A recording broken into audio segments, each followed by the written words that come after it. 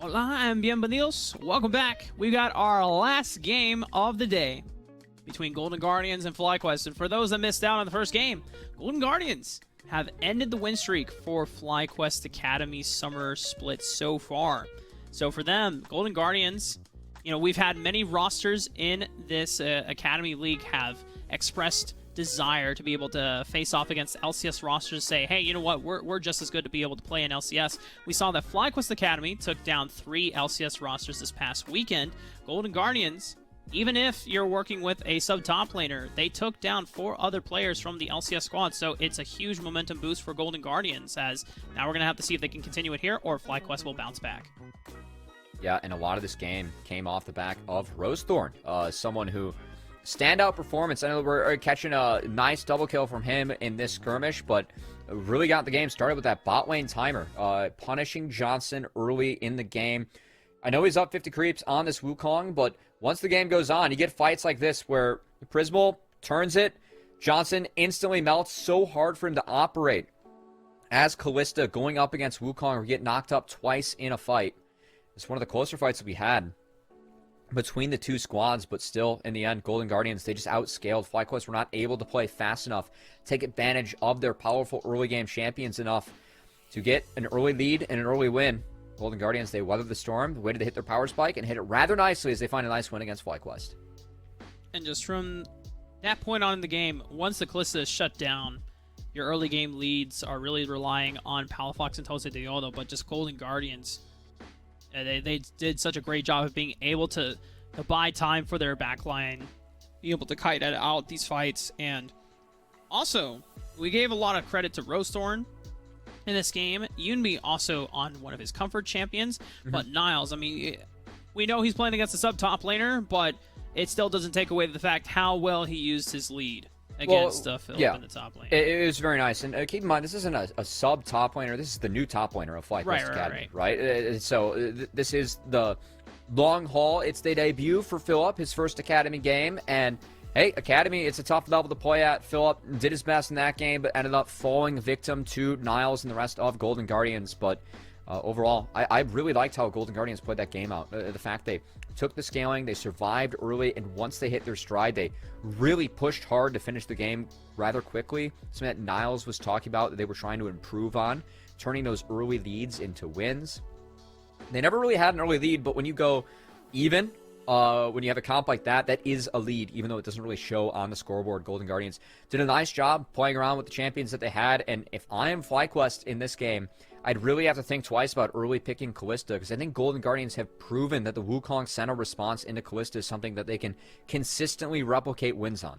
Yeah, when we go back to our interview that we had with Cody Sun off the back of TSM's 2-0 win over Dignitas earlier today, something that he talked about is that, yeah, Kalista has risen in a lot of priority for a lot of Academy teams because it's one of the more dominant lane picks. But Golden Guardians, they already have their counter pick prepared now for this Kalista lane. It's a funky one, too. Yeah, it's funky, and it's a monkey, and that rhymes.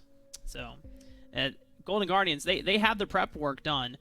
We haven't seen any Akali's yet, and I really hope that either Yunbi or Palafox busts it out in this game. Even Niles plays Mina Akali as well, because there's a counter pick that I'm waiting to see if it'll emerge today. But that is my some dark tech prepped. I know. Of course, Akali did face some minor nerfs on this patch, a little bit less base damage on her ultimate, and you cannot cast Q during your E dash back, which is an animation that all these pros knew how to perform consistently, and helps you get a little bit damage out a little bit quicker.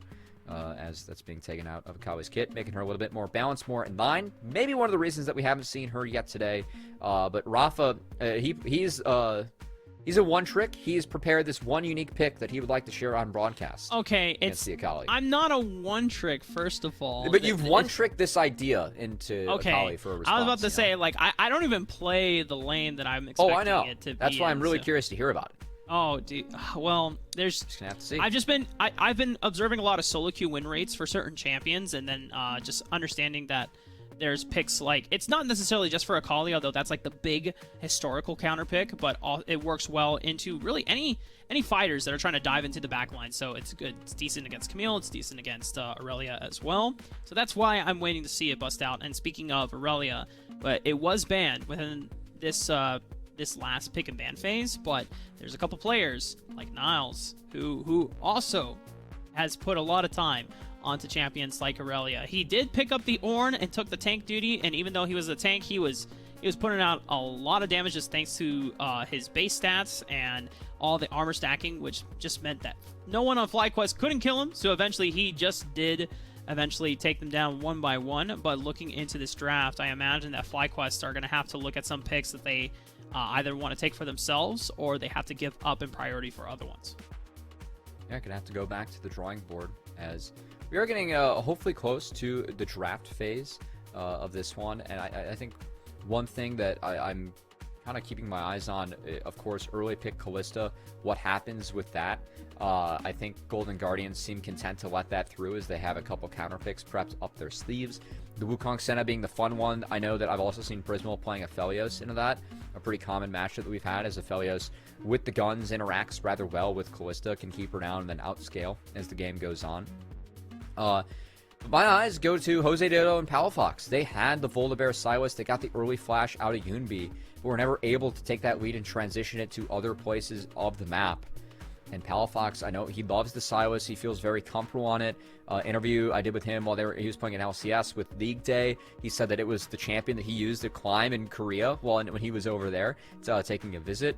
And he opted into a counter matchup where Ryze does win the lane matchup because he had the Volibear, because he felt that with the Ornn Horn he'd be able to make work in the side lanes as the game went on, but he was never able to get off the floor as they were never able to take advantage of that flash being down. And they want to see how they go back to the drawing board, and do Jose Dodo and Palafox have a better game plan for this one? Because, man, that mid-jungle duo looked so good last week in Academy, and we didn't get to see it in that past game.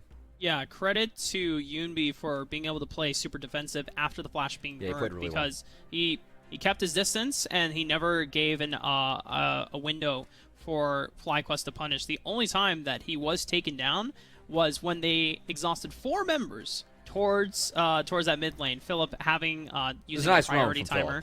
Yeah. And he came and dived behind the turret. At that point, when you're spending 4 members, it's kind of hard for Yumi to get out of that situation, but it was a lot of resources burned just to take him down, and it didn't get FlyQuest enough distance back into the game. As we're going through this ban phase, Golden Guardians, they're the ones on the red side. Things that have been banned in the past on this include things like the Viego, Xin Zhao, Nocturne as well, if FlyQuest want to dip into a little bit of more powerful flex picks and being able to impact the map from side lanes.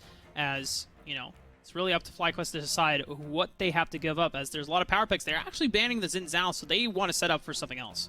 Potentially a Diana first pick, which Golden Guardians might have to deal with. And I teased out the mid-jungle duo, Jose Dodo and Palafox, being so good last week. Golden Guardians putting some early resources towards them in draft, taking away the Lee Sin that Jose Dodo was popping off on, and also the LeBlanc that Palafox was piloting very well. As you tease the Viego, Golden Guardians do not want to see that one in the hands of FlyQuest. Ooh. And this Aurelia first pick hover is a new reality with the patch, and they're going to put a high priority on this, secure it for themselves. But Thresh is up. This is Newbie's most played. They have 6 wins when Newbie is on Thresh, and it opens up Prismal to play Aphelios Jinx, 2 champions that he loves. So I think this is going to be the trade. I'm curious to see if they opt for an Aphelios, which can deal with Aurelia a little bit better, or maybe something like a Ziggs that Prismal has been pioneering. It is his most played this split. It definitely works well with the Thresh, right? Because already you have a lot of safe wave clear in that Ziggs, and you also get an additional safety net thanks to the Dark Passage, as between those 2 lanes, you can send Prismal to be in a 1v2 situation or a 1-on-1 situation in a side lane while Newbie roams and affects the map. Volibear here too. Yeah, it could be a plethora of things as Golden Guardians are really just trying to lock down what do they want, because they also have to keep in mind in a matchup that will be advantageous into the Aurelia in the side lane. Now, whether this Renekton is going to go for Yumi in the mid lane or for Niles in the top lane, I guess it just depends on which one feels more comfortable facing that Aurelia. A lot of opportunities here for FlyQuest. I'd actually love to see a Ziggs coming out of them, as Aurelia wants to side lane. Ziggs can really help hold down the fort with the 1-3-1. I tease the Diana, highest priority jungler that we have left up. That's going to be locked in for Jose Dodo, As also a deny from Golden Guardians, as Diana pairs very well with Renekton. And I teased the Ziggs. Johnson did play it last week here in Academy. And the wave clear, having a strong 3, being able to maintain pressure mid, and open up things in the side lane for a champion like Aurelia as the game goes on. A good combo, so FlyQuest going to secure that one for themselves. Now we have to see if Golden Guardians want the Aphelios, want that duo for Prismal to try and deal with the melee champions that FlyQuest has early. As he's going to pivot. He's going to opt for a Kalista, so trying to play this into FlyQuest. They beat it last game. Now Prismal has it in his hands. And Golden Guardians, I imagine they have to go for support bans, right? You want to take things that pair super well with the Ziggs. Yeah, take away the Nautilus. Another powerful support pick, probably the Leona, if you want to just take down lockdown options so that they cannot combo their ultimates into the Mega Inferno Bomb between Depth Charge and Solar Flare. Really great combos. That's an option. I'd actually rather see the Braum taken away just because of how that passive works with Aurelia. Oh, sure. That's something that Golden Guardians might have to worry about because FlyQuest already set up for a 1-3-1. Golden Guardians definitely playing towards the bot side, trying to attack the Ziggs. And so FlyQuest going to take away some of the good junglers that can pair up and do that. Voldabear, Rosethorn's most played, taken off the table, and we'll probably throw another jungle ban at Rosethorn. It wouldn't be surprised if we see an Olaf here, as Olaf would help them take early dragons, set up that bot priority, and is a Rosie special. You know what's also a Rosie special? There's 2 picks. There's Rek'Sai and there's Elise. I don't know if we're going to be seeing them this game because Rek'Sai does tend to fall off a little. Instead of Braum. Okay. Oh, well. I think it was still definitely a potential option. I think that Braum pairs up a lot better for FlyQuest, but FlyQuest are somewhat lacking in gauge. I fully expect FlyQuest to take the Braum. Like that plus Aurelia, really powerful, and going into Kalista with Exhaust and the Winter's Bite, it can really help keep Kalista down. So FlyQuest, I think they're going to be happy with that support. They're most likely going to end up with. As the 2 junglers take away, Sejuani can stack up the passive stacks with Renekton rather quickly. So I do like that ban coming out from FlyQuest. Now, Rosethorn has a choice. Most likely going to be the pick for him, so they preserve the Renekton flex. And have to see what he ends up blinding. Early aggressive picks, if you want to go down the board. And we already mentioned things like Olaf, right? If you want to go down the list here, hey, there it is! The Troll King has come out. This is something that was really picked more as a potential counter into things like Xin Zhao, and it was a huge thing into Olaf, into Diana. It's not necessarily a quote-unquote counter pick, but it's a pretty decent matchup. You have better early agency on the map thanks to the pillars being able to make decent ganks, and with Press the Attack, you have much better skirmishing than Diana before level 6. It also preserves the flex, as they can still put Trundle top and maybe give Rosethorn we did see that. jungler. Licorice has played it, Licorice as well in the organization, as another Tahm Kench being put in. And I'm curious to see, is that going to be a support for Dreams yet again, or does Philip opt for it in the top lane? As Wayne Kench, very good, as maybe a respect hover here for the Wukong, but also could be an option. They need an AD solo laner, and that is going to be the choice into the Renekton. So this Aurelia now going mid. We're going to have to see what Unity has planned, has up his sleeve to counter this. All right. So you could send this Trundle into in the jungle, right? But then if we go back to what you talked about, Golden Guardians maybe sending Trundle into the top lane since we saw Licorice pull it out. Dude, please. Oh, okay, never mind. I was secretly hoping. I love seeing Elise, especially paired with Renekton, because it is kind of the old school super dive buddy duo, and it's something to really just punish someone like Philip, who is making his Academy debut. And if you set Niles ahead, then it's absolutely terrifying. But Yumbi with the Galio means that he is able to roam to either of these side lanes who do want to play fast and loose, and they want to play aggressive, because this time around, the scaling factor is more on FlyQuest Academy's side. So in Golden Guardians Academy, going back to what you were talking about with Niles, they find a lot of early game leads. It's just been on them to try and actually close out those games. This is going to be a good test if they can live up to that. And this is a tough matchup for the Galio, but Unity taking this for the team, realizing that, hey, it's 4 melee champions on the side of FlyQuest. If I land a big taunt, my team can shred the rest of them. So opting for team play instead of something that counters Aurelia in lane. We'll have to try and survive early up against Palafox, who... Palafox and OZDodo, we talked about them trying to be enabled with the Diana Aurelia into a Trundle Galio. most certainly are enabled and have a lot of playmaking ability and should have priority on their side in this one. So let's see if this mid-jungle duo can help carry them to a victory in a split series up against GG. And Golden Guardians, currently leading up the series 1-0. They already made a historic landmark in being able to end FlyQuest Academy's win streak. Can they continue it and be the, if my memory serves correctly, they would be the first team to 2-0 FlyQuest this summer split so far. FlyQuest have been playing very well. They did drop 0-2 only once so far in this season, but that was very early on, week 2, day 1. They dropped 0-2 to C9. Not a shabby victory, especially with Sven in. But we're gonna have to focus on this game. I remember that now. You're right. Yeah, you would have been on that casting with game. crumbs. Okay, you know what? My memory failed me once. I'll try my best. Look at how epic this is. The Galio slow prance out of base. This is kind of majestic. All right, shout outs to production and observers once again, getting the cinematic B-rolls here. It's nice to add to the portfolio as see Palafox and UNB just staring longingly into each other's eyes as Palafox just throwing out some emotes as well. And what I want to see here is how can both teams set up around mid, especially FlyQuest. If you enable Aurelia in the mid lane, she dunks on 1v1 matchups. Whoa. So I want to see if they are able to try and get Palafox going. As a late word from UNB. Yeah. There's also a defensive ward from, I think it was Prismal that put it out. Dreams is going to be able to come out and spawn it. Thankfully does have that trinket sweeper. Going to deny vision away from Golden Guardians. And because FlyQuest are running straight to lane, it doesn't necessarily give confirmation of whether Jose Diota started on the bottom side of the map here, as they never necessarily spotted where Jose was. As Dreams and Johnson do make it to lane on time, they will have to be careful as Prismal and Newbie will have the advantage as this Kalista Thresh lane. And we have Rosethorn skipping over the Krugs, playing for the bot Crab. Going away from the Renekton. Rather curious coming out of the jungler. As Renekton a very strong lane, especially early, as Niall's going to try and take advantage of that against Philip. He's level 2, but he's actually potentially losing out on it. The minion creeps are a little too much, but Niles gets one more coal of the meat, gets a little bit of sustain back into his pocket, as these are getting a little dicey there in the top lane.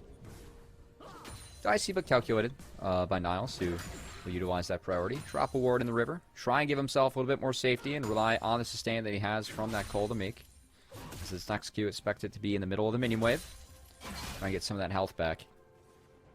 And Trundle pathing bot skipped over Wolves as well, so sticking to the single target camps. Curious to see if we see Trundle path back towards the top crab, where he does have priority, or if he sticks bottom. As Nubi and Prismal also getting Golden Guardians off to a nice start here in the bot lane. And got the shove in.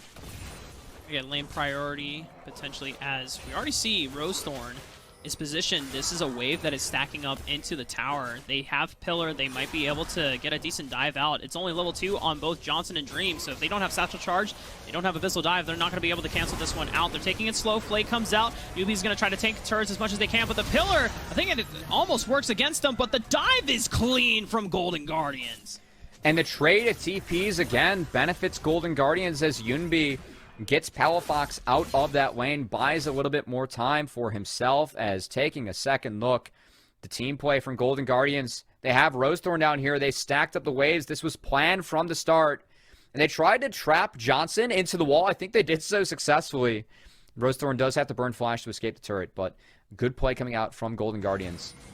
And they blocked him off from Dreams as well. He couldn't body block it either from the auto attack. Says it. I'm not gonna lie, it looked a little sketch. But the fact that Prismal didn't even have to burn heal to save Nubia under the tower, it just goes to show how well they juggled it. As Jose Diota a little bit in no man's land, and he's not gonna burn the flash because he knows he's already in dead waters. Gonna gift that one over to Niles. The Outbreak Renekton, or Outback Renekton, breaking out of this game. As Golden Guardians, good start for them. We're gonna have to see how quick they can turn this into a dragon. As with the Kalista Thresh, with a Trundle and his team comp, they wanted to try and take those dragons rather early in this game, Rafa. Very important to stack those up against FlyQuest, too. As the game goes on, their solo laner is going to feel really good into that Galio. So really on Golden Guardians to use the early power of this Galio to try and snowball themselves. As they have the full court press on. That's the goal, right? Both side lanes winning and a Galio to try and support them from mid. All lanes winning, all lanes pushing. Maybe not necessarily Yuumi in the mid lane, but already being able to get the teleport advantage out of Palafox means that Palafox cannot answer in the side lanes whenever Yuumi does go for heroic entrance once he hits that level 6, and he's one level off, so it's not going to be that far behind when he decides to make these plays. Niles freezing this wave in the top lane once again. And Niles has been having really good lane states advantages against Philip and putting him in really sticky and difficult situations where if he stays a little too long, you have ways of Rose Thorn and Yuumi being able to collapse, so it forces Philip's hand to just get the recall off and replenish on resources. Golden Guardians do have a early gold lead for themselves. This would be a time where they can try and attack the dragon. As nice poke lining from Johnson. Really going to put Prismal in a bit of a bind. As, oh my goodness. Okay, well, about that dragon, I mean, that's one way to stop chugging. It, yeah, I mean, Prismal is chugging on some health pots, I assume, as... Oh! We're back! Okay. I just wanted to make sure I didn't know if that was the real deal or not, but thankfully, we're able to see the items now in Prismal, even though he's taking a recall at the moment. It's only Rose Thorn and Newsbead that are needed, as Rose Thorn is going to get a ton of healing back, thanks to just being Trundle and Trundle things, being able to sustain himself and take the first dragon of the game. It is going to be either a Cloud or Infernal Soul this game, as Yuumi finds himself a Jose Diota in the river. Doesn't look like Palafox is able to collapse quite yet. Blast that would have been sick from Yuumi, but Jose Diota, quick fingers, is able to get on the other side of the blast cone. Nice reaction from Jose Diota, saves the Diana's life. As Yuumi, I like the catch. I like the fact that he was stalling out his cooldowns, trying to wait for his teammates to reach him. Just not able to get there in time, not able to find and complete the kill. As Jose Diota escapes, now Yuumi might be under siege. As Dreams is taking around, might be looking for a knockup. We talked about supporting Palafox mid. The fact that he's getting a hover right now as he tries to crash this wave, very important for the mid laner of FlyQuest. There's no dragon to take for them, unfortunately, on the bottom side of the map, and Rift Herald is not spawned yet for another 45 seconds. But it does allow Palafox to get a nice recall in, probably picking up some additional, maybe second tier 2 boots enchantment as he finds Mercury Treads. There's a lot of crowd control that he can try to reduce the duration of, mainly that giant stun from Yuumi. Death Sentence as well to a certain extent, and just being able to further increase his magic resist means that the burst damage from Yuumi is not going to be as strong. And I really want to see if FlyQuest can rotate for this Rift Herald, because with the Ziggs, it's 3.5 points going over to any member that you'd like. As meanwhile, getting slowed up by a good play from Golden Guardians. Niles crashing a double wave. Philip has to use cooldowns just to get back to the wave. And because of this priority, yeah, they're going to get the Rift Herald. So Golden Guardians denying this from the Ziggs comp, continuing to snowball their early lead. Good play coming out from them. Good team play. As FlyQuest might be looking to move. One of the other good parts about them playing towards the Rift Herald would be Ziggs has TP, so could get an extra member there. But I think just based off the map movements, Golden Guardians are going to try and take this one for themselves. Palafox, oh boy. Okay, well, Yuumi comes in with the heroic entrance. Johnson gets a three-pointer dunk onto Rose Thorn with the Mega Inferno Bomb. And I'm not sure. I think FlyQuest potentially took away the Rift Herald, but it doesn't. Okay. Golden Guardians got the last killing blow, but Golden Guardians are having difficulty trying to pick it up as Newbie and Prismal are trying to get their trying to get access to the Rift Herald here. They get a nice knockup thanks to the Fate's Call. Prismal takes down Palafox. And now they're trying to kite this one out, but Jose Diota and Dreams are on the chase. Johnson is also trying to throw some bombs out as Prismal has nowhere else to run after burning both of his summoner spells. The Rift Herald will be denied away from Golden Guardians as FlyQuest find 3 kills. That was the key for FlyQuest, the fact that Johnson was able to TP, get to that fight early. Now the good news for GGA is that Prismal will have a pretty big wave to catch in the bot side. But denying the Rift Herald from Golden Guardians, it does slow them down a bit. And time is the friend of FlyQuest as Philip and Palafox will scale into oblivion in the side lane specifically. Teamfights will still be a little bit difficult for them to navigate. But this was an explosive opener to the fight as Palafox just jumps in, takes down Rose Thorn with the help of Johnson. But a good turn from Golden Guardians as they at least kept this fight close. for FlyQuest is really huge that they, despite not securing the Rift Herald for themselves, they prevented Golden Guardians from being able to get access to the pit. And then the way that this fight extends out, they do trade one back, but then Prismal having nowhere else to run in the aftermath makes it a little bit dicey. At Flash for Prismal gets both flashes out of FlyQuest as they want to chase down the last remaining member of Golden Guardians that was in reach for them. To stall a little bit of time on the map, takes away some resources from Golden Guardians, but they still find themselves with a small gold lead.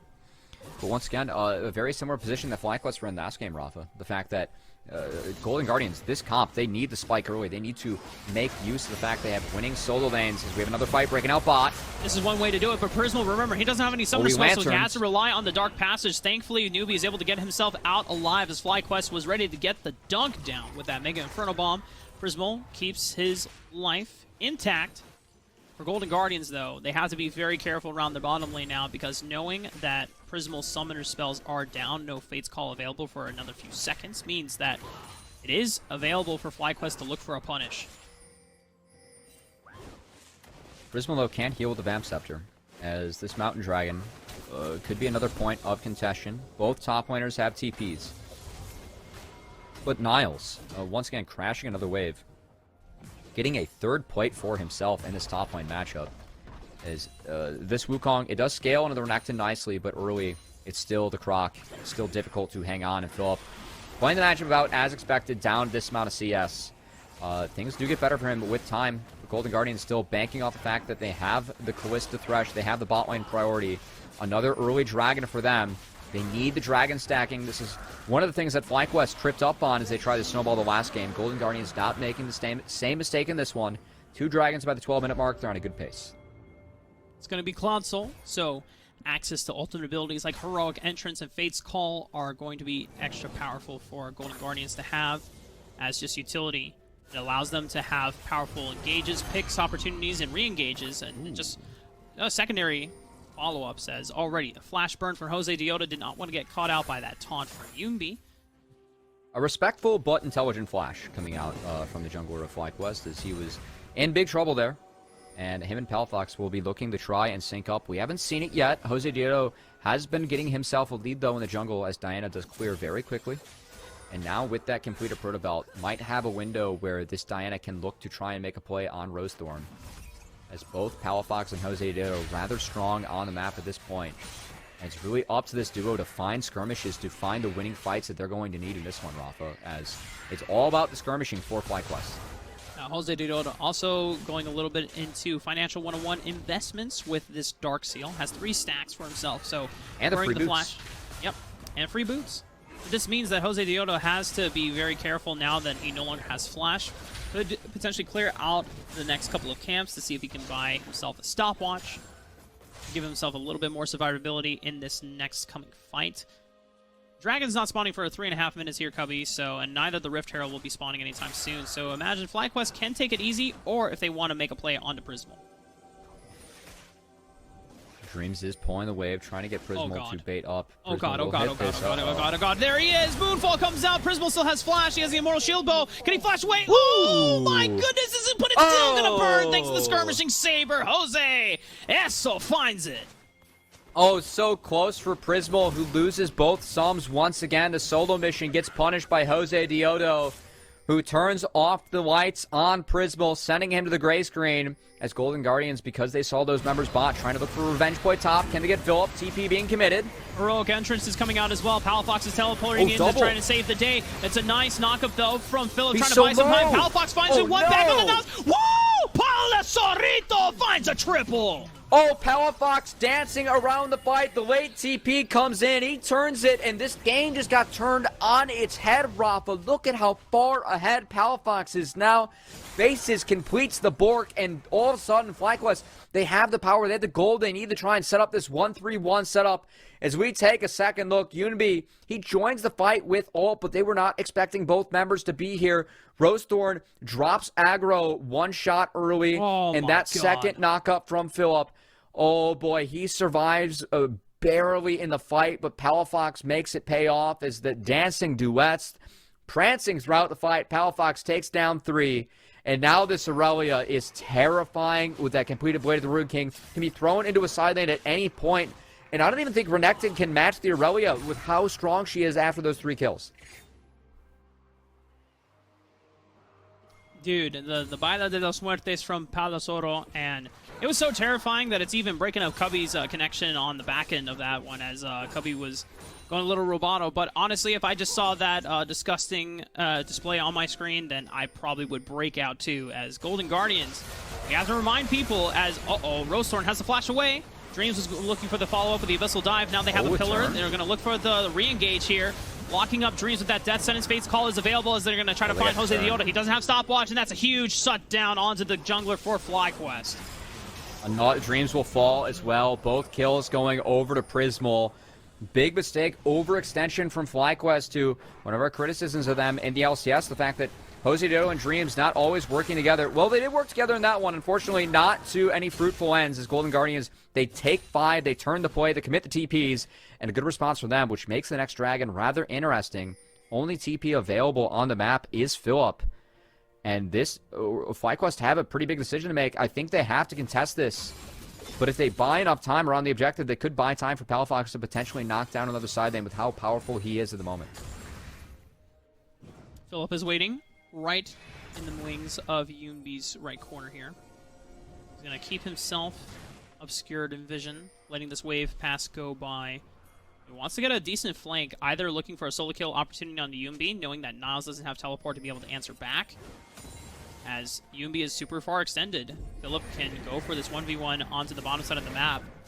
As he's going to pop the Cyclone onto the bottom side as the Rift Herald's going to crash into the mid lane turret. Looks like Yoonbi is able to make his way out, to be able to get away using the heroic entrance as a retreat manner all the way over to Rosethorn. But this should give priority over to FlyQuest. Oh, this is so doomsday for Golden Guardians. They needed the dragon stacking, right? They are the team comp that spikes early.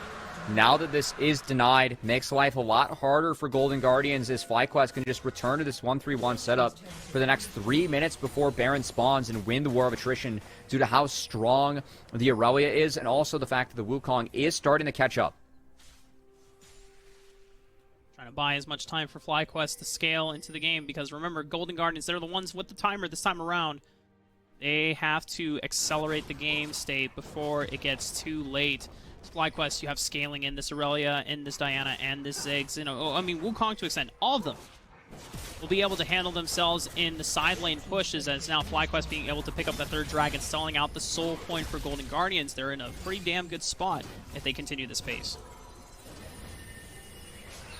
And how do Golden Guardians turn this one? Speaking of a turn, oh boy. Oh, Abyssal Dive from the Moonfall, following up onto Yoonbi, knowing he doesn't have flash, he doesn't have heroic entrance. It might be enough damage, and even with the Dark Passage, Jose Dioto clips him on the back end of it. Golden Guardians losing out on the mid laner. It gives an opportunity for Palafox to start pushing in this bottom lane. And it's so difficult for Golden Guardians at this point because you got to believe that with the Galio, they have to group up as 5, try and find a miracle team fight, shut down the melee members of FlyQuest. But because Aurelia got so far ahead, it just breaks the map. No one can deal with this Aurelia, and FlyQuest, if they hover Aurelia, any play, any skirmish that's attempted by Golden Guardians, they have to cede. And because of this, you see Golden Guardians looking at other parts of the map. Rosethorn wrapping up his camp's top, now has to recall. Aurelia in the bot lane, has members behind her, so Palafox isn't able to play aggressive like this. But Golden Guardians, they can't just answer with one, and they don't have vision to see if FlyQuest are supporting the Aurelia in the side lane. So this creates a point of pressure on the map the Golden Guardians cannot deal with. They have to cede, and they cannot find anything else, so FlyQuest starting to win across the Rift. Yeah, there's no objectives to really fight or set up for on the top side. Rift Herald is not spawning anytime soon. It's not going to be soon enough before the Baron comes up onto the table in the next minute. The turret was already taken down on the tier 1. So it's too dangerous for them to extend further beyond trying to take the second tier on the top side of the map. So at this point, Golden Guardians just have to wait for the Baron to potentially come up. Oh, the deep flank double teleports. They're going to look for Prismal. Oh, no. Cyclone comes in. 3-man knock-up into the double of the follow-up. Palafox finds Prismal as if he already flashed, but it's a nice dark passage from Newbie to be able to give him the route of escape. The rest of the Golden Guardians are trying to fall in and trying to provide resistance and reinforcements, but they have to flash away. Exhaust came out onto Niles. He has no more damage left in the tank as he buys distance away from FlyQuest. It was a beautiful collapse, but thankfully, no one dies in the skirmish. Really well played from Prismal and Newbie on the Callista Thresh combo. using themselves and their abilities to make sure that each of them could get out of the skirmish. It was a great setup from FlyQuest. The fact that Golden Guardians escape with no blood drawn is a miracle. As now Dreams might be caught. Force the flash. Yep. Yeah. Wow. Golden Guardians surviving that is critical, as that's 2 TPs now gone for FlyQuest. And Golden Guardians, they have both their TPs up, so if they try to play sides, they can't win against the sidelanders, but it does open up a potential fight for a numbers advantage. So I want to see if Golden Guardians can get waves past the halfway point and then try and TP and collapse onto the 3 of FlyQuest. I think that's one way they can try and play themselves back into this game. There is no summoners for Prismal now, and that is one of the main damage dealers that you are looking at if you are FlyQuest. The fact that he was able to get out alive is thanks to burning not only Fate's Call, but also his Flash, and Newbie having to use Dark Passage. So, this point, Prismal, he's running out of escape, get out of jail free cards for himself the next time a fight comes out. Philip and Palafox won't have the teleport flanks as easily, but depending on where vision control is for Golden Guardians, they can still make flanks possible. At least importantly enough for Prismal, that Wit's End is finished. Going to be critical going up against Ziggs and Diana, as we are 50 seconds away from this Dragon. FlyQuest do have priority thanks to their lead, thanks to the fact they are here first on the play. Should grant them the crab, as Jose Dodo and Dreams looking to choke out the vision. And we've talked about it a lot today, but this is where Ziggs gets really powerful. The fact that you can deny space, use these bombs, use these minefields to just zone out Golden Guardians. You can see how difficult it is for Golden Guardians to face check this, as they're just pretty much using their TP advantage on Yunbi to try and get some extra waves crashed, deny some golden XP away from FlyQuest, and then join the fight afterwards. Golden Guardians just trying to catch this mid wave as Dragon is about to spawn in about 15 seconds. But look at this. Yeah, they're going to try to trade for Baron. Here we go. It's a good opportunity for Golden Guardians to just try to get something back on the map. It's spotted. It's spotted, but they're going to send it. Prismal, they're going for it, and this is pulling FlyQuest through the river. They know it. They're going to check with the bomb. They bleed out the cooldown. They can return to the Dragon whenever they want, and Golden Guardians, they realize this. They're sticking to it. FlyQuest aren't going to the Dragon. They want to fight this. The Baron debuff against Ziggs is so tough to deal with. Rosethorn already at half. Golden Guardians, this is tough. There's no Mega Inferno Bomb from FlyQuest, so they can't follow up on burst damage. The teleport comes out from Niles preemptively, already popping the Dominus as well, but there's no flank option.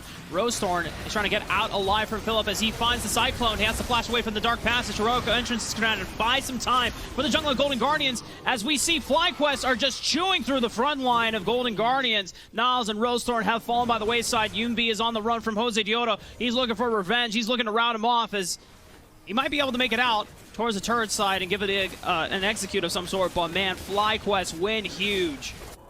The early game for Golden Guardians, they went for the comp, they went for the Galio. As, Yunbi. He's got no mana. The Proto Belt is not going to save you, son. Good night, goodbye. Jose Dioto routes him off, and they get the Baron for FlyQuest. Things are looking really damn good, as Golden Guardians do push themselves to Soul Point on the back end of it. I don't think it's going to matter. FlyQuest, they have the potential with this 1-3-1, with the power of their solo laners at this point, to try and end the game with this Baron. Especially when you factor in the Ziggs, right? He does lack DPS on objectives, but man, does he melt turrets, as Golden Guardians were put in such a tough position. Dreams instantly using that new Tom Kenshall to save Jose Dioto. And from here, Rosethorn's so low, they just get to turn it. They split the fight due to Palafox and Philip going in.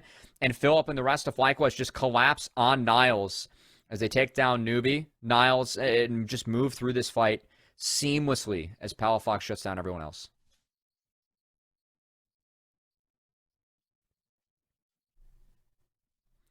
FlyQuest now in a great position. I mean, you said it before.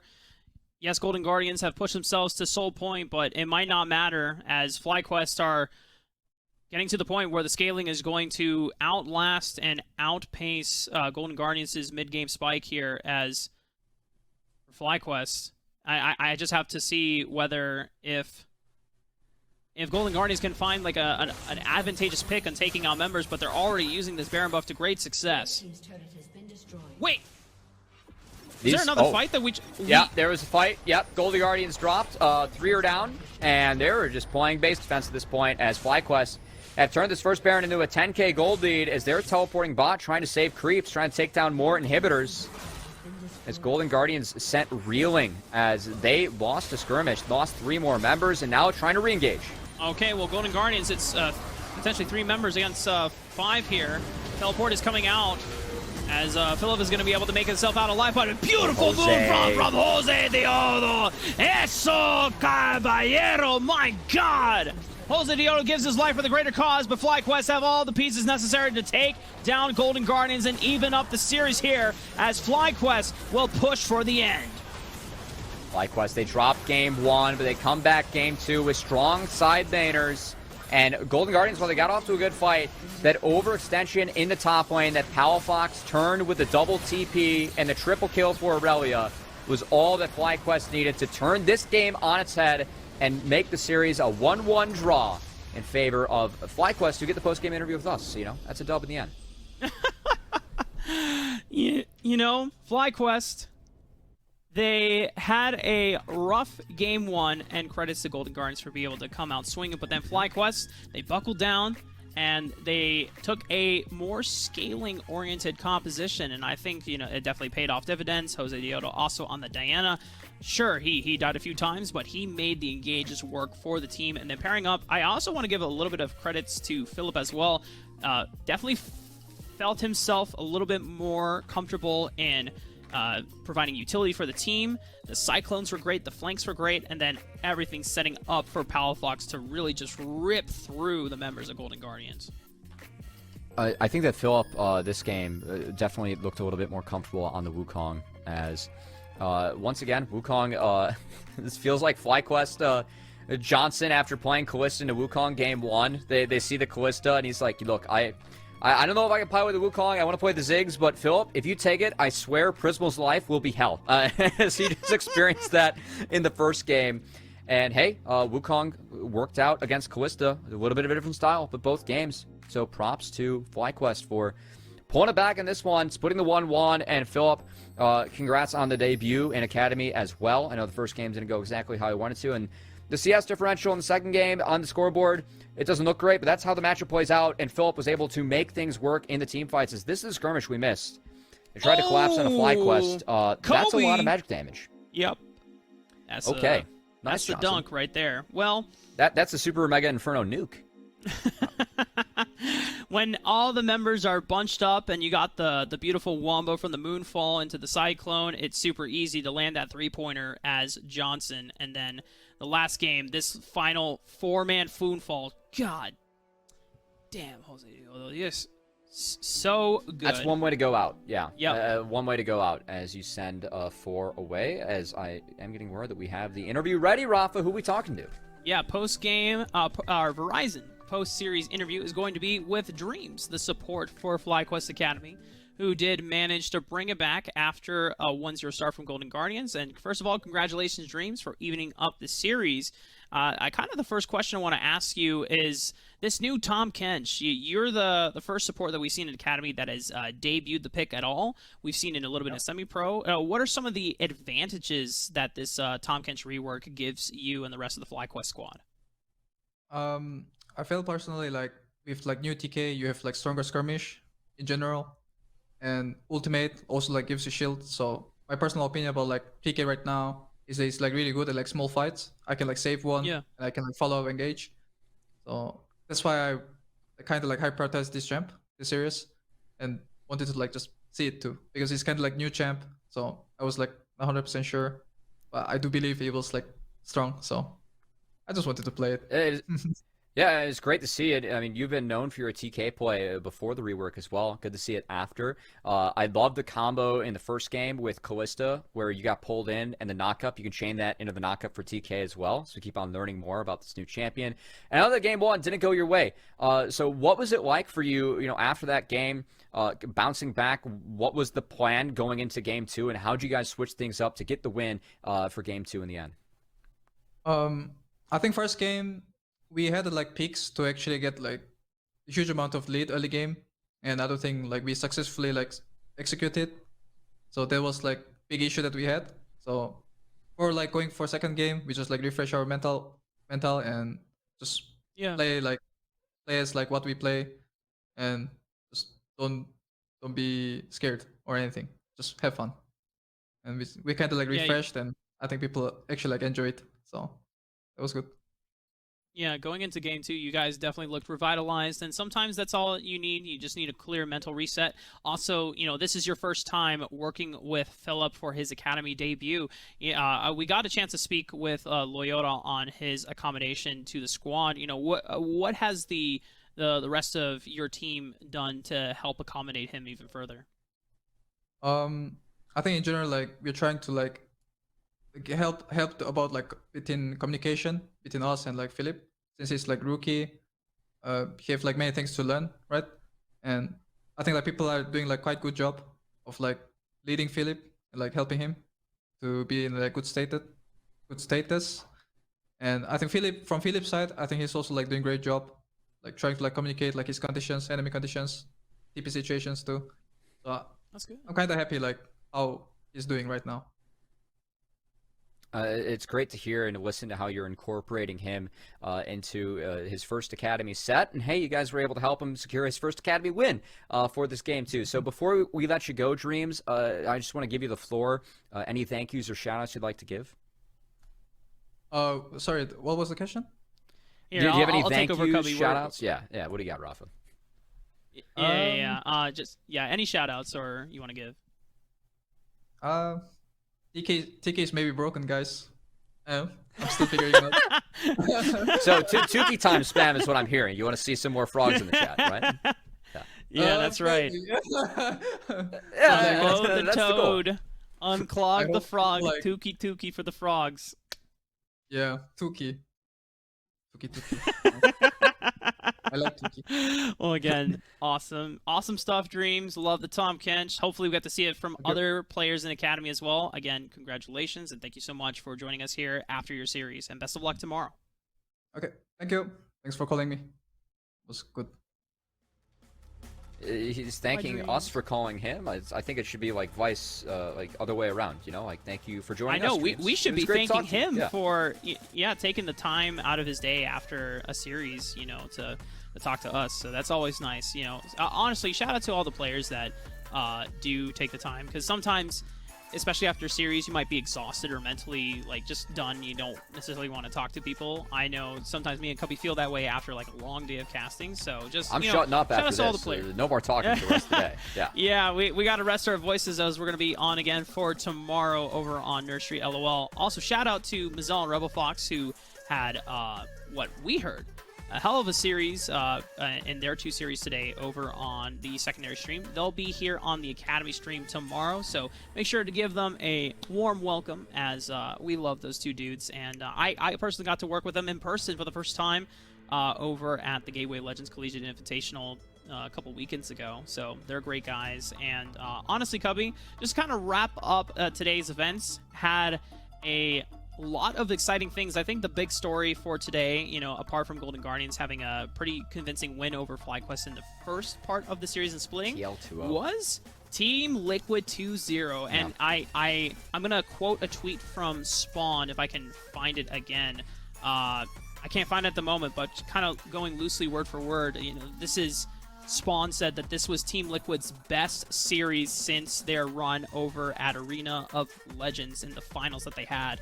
And to have that, I believe it. And this is also working with Anori as the new jungler for the Academy. So, not using Armeo, who is still doing the LCS squad until Santorin is able to recover from the migraines issues that he's facing. So this is a great spot for Team Liquid to be in right now.